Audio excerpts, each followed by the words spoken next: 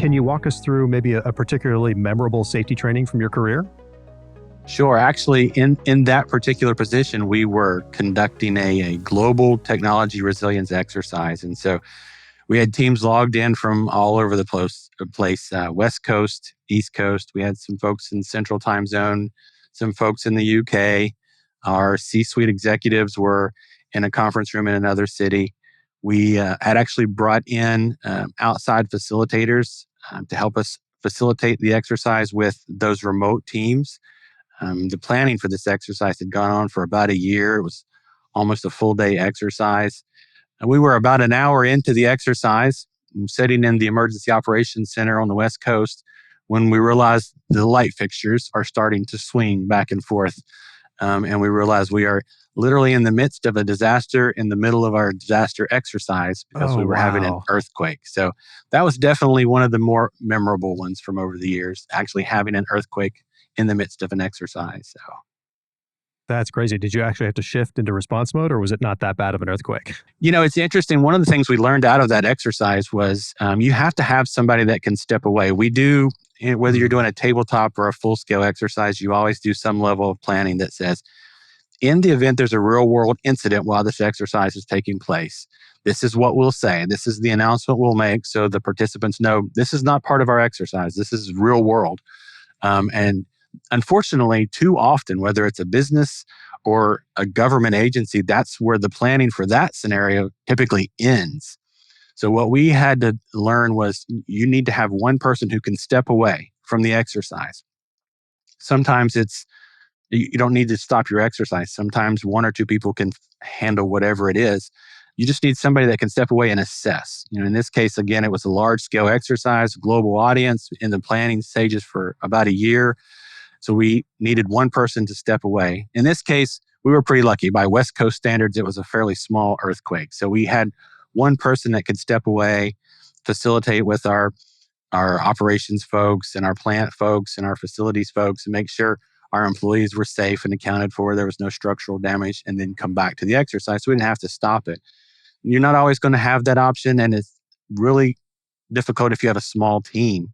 Small teams, each person on the team may have a very specific role that's critical to the exercise, and pulling one person out of the mix can actually cause the whole exercise to crumble. So we learned to have that one person who could step away if something did pop up.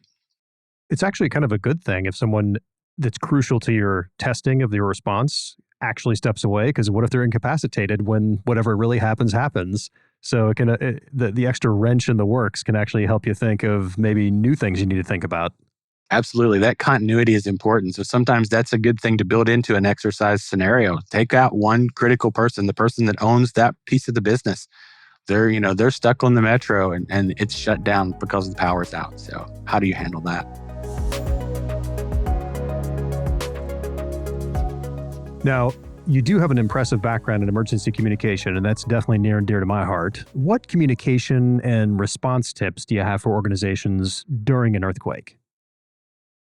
We always say people, processes, and technology, and people comes first for a reason. Your people are your most important component. So I would say reach out to your people. When you have a real world incident occur, reach out to your people, make sure they're okay, make sure they're safe, their homes are safe, their families are safe.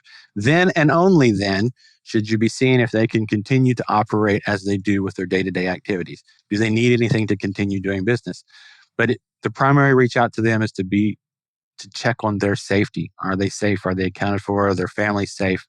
It was one of the biggest lessons learned out of Hurricane Katrina. We saw that a lot of hardworking, loyal, dedicated employees realized in the midst of a disaster, there was no one taking care of their family, no one there to help their family or their home. And so they walked away. So you want to make sure you're taking care of your folks, that you are accounting for them. You've offered any resources you can. And I would also say, make sure that's not just lip service. If you're going to reach out to an employee and ask them, are they okay and do they need help? Be prepared for them to ask for help. Do you find that people typically are embarrassed to admit they don't know what to do, and therefore they pretend like they're comfortable with it, and you have to push back a little bit and say, no, it's okay. It's okay to say, I don't know. It is. It's important to emphasize that not knowing is the reason you're having the exercise in the first place. People tend to think of training and exercising as two different things, and they really aren't. At the end of the day, an exercise is just part of training.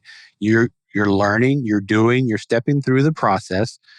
You are not, if you're a business leader within a company, if you're not part of the crisis management or the business continuity or the emergency management team, it's not your job to know how to do all of the pieces. It's your job to know your piece. But at the same time, you have a day job. So there's not an expectation you're going to remember 100% of it 100% of the time. And that's why you go through the training, you go through the exercises. Create that muscle memory as much as possible, but at the same time, reminding people where to go to get the resources and the people they need to get the job done. Yeah, that's a really important point. We think about superhero movies, and when things all go bad, it's like one superhero comes in and saves the day. Exactly. That's exactly not how right. this works. It's very much a team effort. It is a team effort. Absolutely.